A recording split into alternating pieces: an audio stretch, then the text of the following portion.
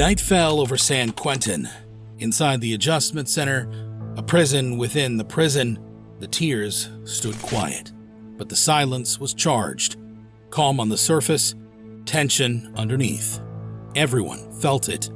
Guards talked of unease. Inmates whispered of riots. "You grow an antenna in prison," one said. "It's quiet, but you know when something's about to go down." George Jackson, 29 that day, had spent the past year locked in a 6-by-8-foot cell, 23 and a half hours a day in isolation, reading, writing, waiting, half an hour in the yard. But something shifted in the weeks before. Officials claimed they had intel, talk of an escape plot. No lockdown followed, just quiet notes about good behavior. Just 2 days earlier, Jackson rewrote his will. His writings, his legal fund, left to the Black Panther Party. He seemed to know what was coming. Soon, the storm would hit. San Quentin's bloodiest day. The start of what would be known as Black August. The next morning, a phone rang across the bay.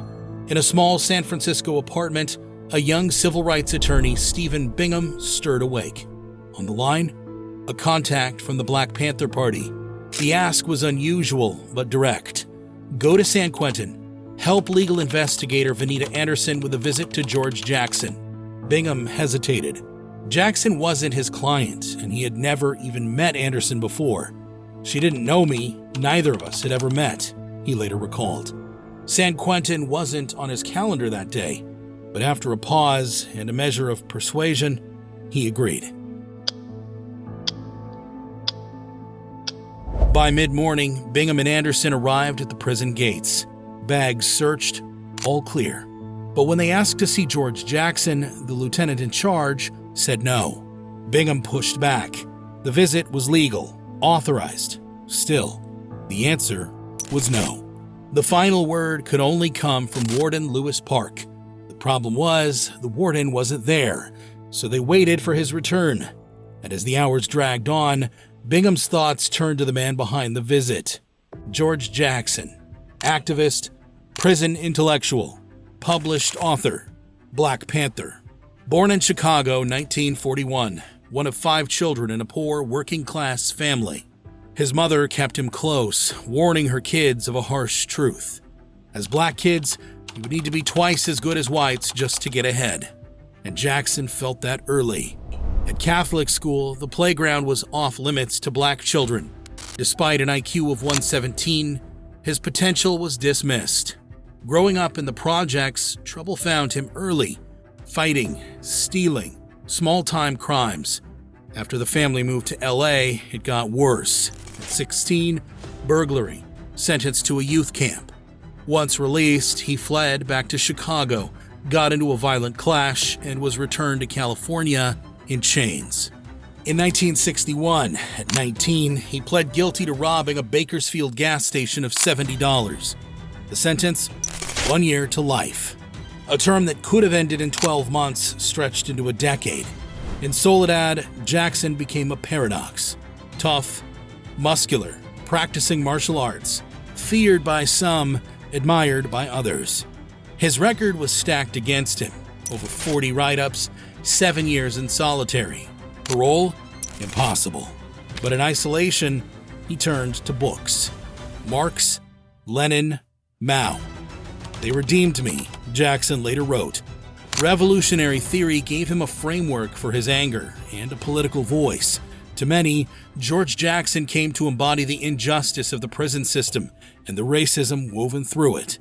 They be divided in racial groups, the Mexicans be on one side, and all the brothers be on one side, all the whites be on another side, and it's constant tension, in this yard. It's constant tension in this institution. I imagine it's constant tension in every institution around the world, but I believe more so here. That painful truth exploded in January 1970, an all-too-common racial scuffle in the yard. But what followed was anything but routine. Shots from the tower, 3 prisoners killed, all black. A grand jury called it justifiable homicide. The shooter, openly racist, walked free. Shortly after, someone else paid the price. Guard John Mills thrown from the third tier of Y Wing. A note pinned to his body read, "1 down, 2 to go." Dozens of both black and white inmates claimed to see it happen. George Jackson, Fleta Drumgo, and John Clutchette were named the culprits. They became known as the Soledad Brothers. As the case drew national fire, they were sent to San Quentin's Adjustment Center, the most secure unit in the state, to wait to face trial. By early afternoon, Warden Park had returned. His decision? The visit could go ahead. Policy couldn't block it, with one catch. Venita Anderson was turned away. Only Stephen Bingham, officially cleared as legal counsel, would be allowed in. Just before he entered, an officer stepped forward. "Aren't you taking a tape recorder?" he asked. Bingham replied that he didn't have one. Venita Anderson offered hers. According to Bingham, that recorder, tucked inside a briefcase, was all he carried in. The meeting took place in a secured attorney room, normally reserved for death row inmates. No guard inside, just observation from the outside. Jackson wasn't shackled. Officials said he'd been cooperative lately, so restraints were waived. For nearly an hour, the meeting stayed calm. They flipped through the proofs of his second book, Blood in My Eye. Jackson marked up the margins. They talked about his civil lawsuit, conditions inside the prison. At one point, Jackson asked Bingham to step out, said Mrs. Anderson should look at the papers too. Bingham left. The briefcase stayed. When he came back, everything was the same. Still quiet, still routine. By all accounts, nothing seemed off. No red flags. At 2:30, Stephen Bingham and Venita Anderson signed out of San Quentin and drove toward Berkeley. George Jackson was walked out of the visiting area, a 50-yard return to his cell in the adjustment center. Halfway there, something caught a guard's eye. A metallic glint in Jackson's hair. "What's that in your hair?" he asked. "Nothing," Jackson replied. The guard reached up. His hand met resistance, something hard. Then, with a sudden slip, an object fell free. It hit the floor with a sharp clang. For a heartbeat, the corridor froze. Disbelief, confusion. It was a bullet clip. And only then did the disguise reveal itself. An oversized wig hiding what no one thought possible. Jackson moved quickly. From beneath it, he drew a 9mm Astra pistol, snapped in a second clip, raised the barrel. "This is it, gentlemen. The dragon has come." The rebellion had begun. Minutes later, the adjustment center exploded into chaos.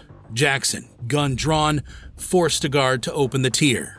One by one, 26 cell doors slid open. Men flooded the corridor. What started as a takeover turned into a fight for survival. Guards were swarmed, tied with cords ripped from radios, cut with makeshift blades. Even 2 inmate trustees swept up in the bloodshed. Eyewitnesses called it mayhem. Some officers were bound. Some faked death. Some didn't make it. Alarms screamed through San Quentin. Word spread like fire. George Jackson is loose with a gun. Then, gunfire. A Thompson submachine gun ripped through the barricaded steel door of the AC. 45 rounds pounded the walls. It was a guard, buying time for wounded officers to crawl free. Inside, the rebellion fractured. Who stabbed, who struck, who died. Accounts would vary. But one thing was certain. The adjustment center was gone. Taken, at least for a moment. While gunfire rattled the tiers, Jackson made his move. Using keys from a fallen guard, he slipped through a door and burst into the yard. "It's me they want," he told the others. His closest ally, Johnny Spain, followed behind. Tower guards saw them instantly, shouted warnings, then opened fire. Spain dove for cover. Jackson kept running, pistol in hand. Across open ground, straight for the 26-foot wall.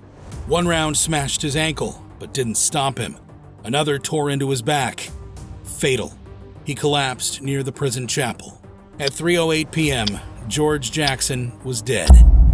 Seeing him fall, Johnny Spain surrendered on the spot, taken into custody unharmed. With George Jackson down, the fight drained from the others. One by one, they surrendered. In Jackson's cell, 5 bodies lay in a heap.